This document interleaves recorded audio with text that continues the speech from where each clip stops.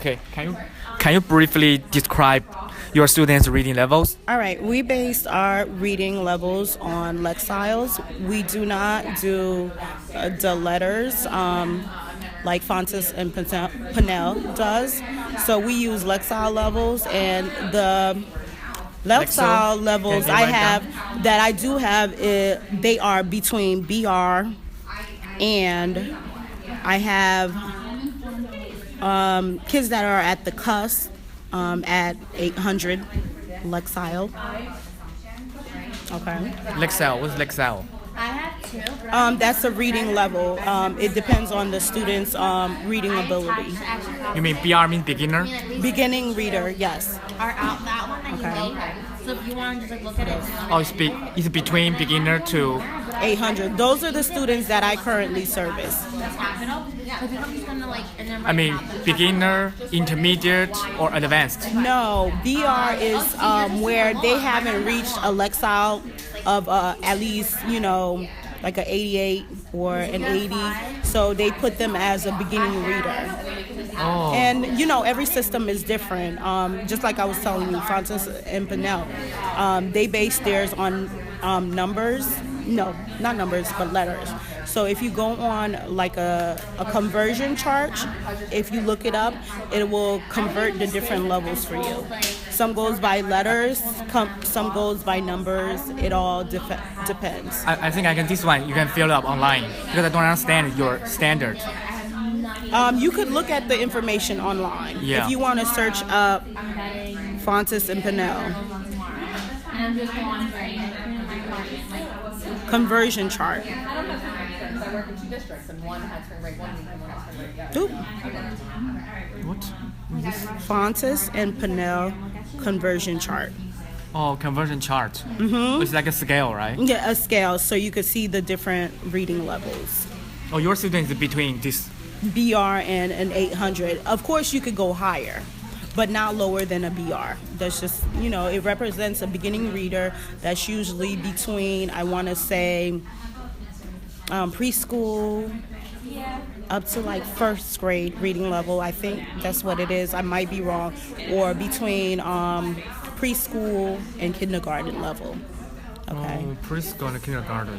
And a lot of it is not because the child is not able to read, but some of it is because of their comprehension.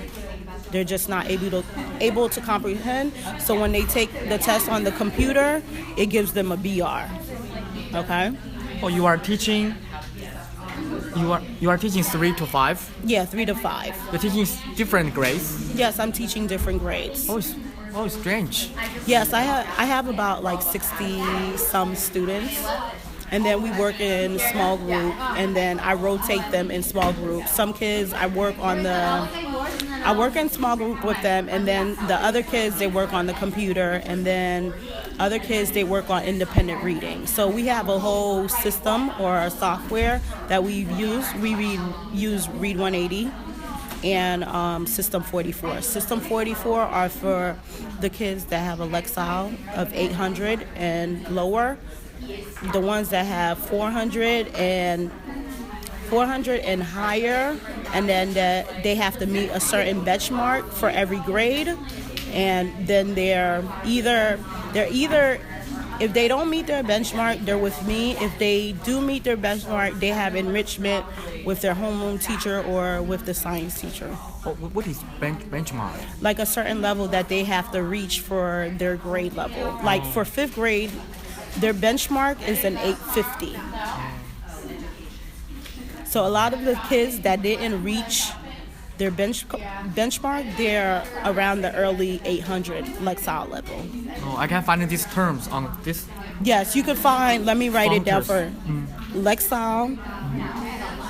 So Lexile level and the Fontes Pinnell, they're different systems. This uses letters like A, B, C. A is the lowest level. So your students is between A to C? Yeah, between A to Z, yes. Or if you want to say probably A to, I think 800 might be around like an O, P, Q, R, S, something like that. Oh, so your students' reading level is very low. Quite low. No, not all of them. Just it's really a few of them that are around the BR. Most of them fall in between beginning reader and 800. I mean, I thought students in kindergarten should be beginner. Oh yeah. Why? Yeah. Why is your students mean that special? I don't know why. Maybe for socio-economic reasons. Maybe because they're poor, they don't have the resources. Their parents don't read to them at night. There's different reasons. They could have a specific learning disability. Who told you this level? You evaluated. Yes, I actually have an assessment. Oh. Yeah. Oh, it's really hard work. Yeah, it's a lot of work. I know. I understand. Can you answer them immediately? Do you think the content of literature books?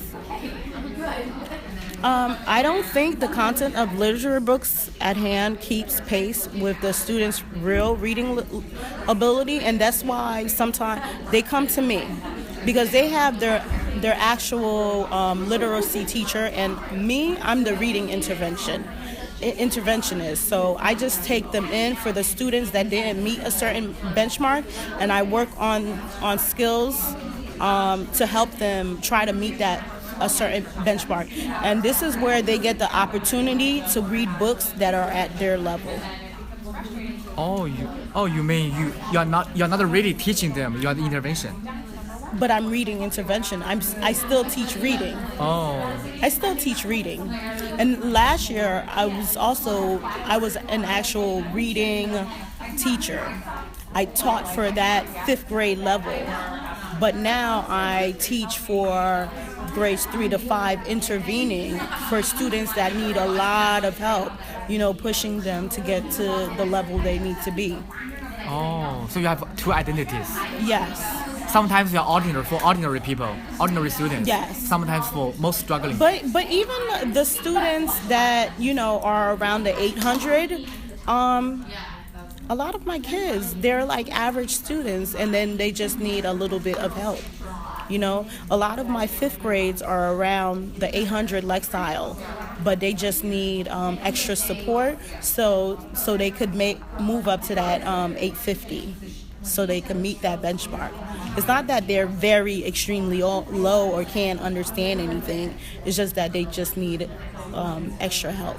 Oh, and I saw that day you use Esperanza. Esperanza was from last year. But which grade? That was for 5th grade. 5th. Because I know that book is around like a 700 lexile level, and we taught that book in the beginning of 5th grade. Now for my 5th graders, we use a book called Bud, Not Buddy. Even though I teach it to my 5th graders close to the end of the school year, it's a book that they use for the 6th grade. But we read an excerpt, a part of that novel, just to introduce them, and also just to move them up a reading level, to introduce them to terms that they don't know, and then to introduce them to some of the comprehension skills. Okay, yeah, Esperanza is a pretty difficult. It's difficult, not just because of the terms that they use, but also because it has it's using a different language. So what I did for my students, in order for them to help them to accommodate for them to read that book, I had them look up the YouTube video of the reading. So when they go home, they read that book aloud. They're able to follow along with the book, and with them reading it to them. And then also we have resources that we use, like it's called Learning Ally, and there's people that actually are out there and they're reading the books aloud to them. So there's books you look up, any book you could look up, and then the book, if it's used in the curriculum, it's read aloud to the students. So they're able to do their homework when they get home. and not need anybody's help. Because the reading part is what's really hard, and a lot of the comprehension part. Yeah. I mean, if you look back, which part takes most of your time? Teaching vocabulary, or the figurative language, or the themes, or analysis of characters? Okay. Which part is most difficult to them? I think for me, for me as a teacher, it's really the comprehension piece that they struggle with. You mean close reading? Close reading, yes, close reading.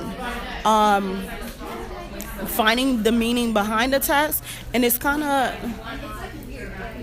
it's kind of, you have to do both at the same time, like switch between vocabulary and reading and close reading, because if they don't understand the vocabulary, they don't know what the text is about. But sometimes it could be words that they understand, but since they're not closely reading, they won't understand the text. So I think it goes hand in hand, that you kind of have to flip between both of them to teach, so they could get a better understanding. Did you teach vocabulary at the very, very beginning? You know what? Can you make a vocabulary list? You know what? I don't do a big list because they just don't remember those words. But I do try to predict some of the words that they're going to have difficulty with. Some words are more common than others, and some, because I know them, it won't really be in their vocabulary. So maybe I'll choose 4 words. Or if we're doing those words, or it's in the text at that time, I may ask them, oh, what does that mean? And try to this is an example of, remember that time when we did this. That's what that word means. Oh, you mean there is no special time for vocabulary? I don't think so. It could be throughout the whole lesson, but I don't. Now, I don't really try to isolate vocabulary into okay, in the beginning I'm gonna do it, but maybe I might introduce it in the beginning, but maybe I could do it throughout so that they could have more meaning and more use. Sometimes I even have them use the word, everybody, you turn and talk and explain. And if you're explaining the text, use the vocabulary that's in the text so they get the practice. Yeah. I think something to do with the next question. Can I put it later? What? Next one. This one. Which one? Maybe this one. It's the sequence. Which one? Around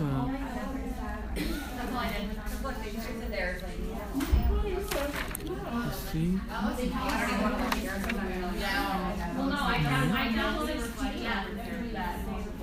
Oh, it's like this. The main sequence of activities in teaching a literature book. First, then, and then, and then. Okay, are you trying to ask me what are what would I teach first if I was teaching a book? Yeah. Well, it all. Okay. Are we ready?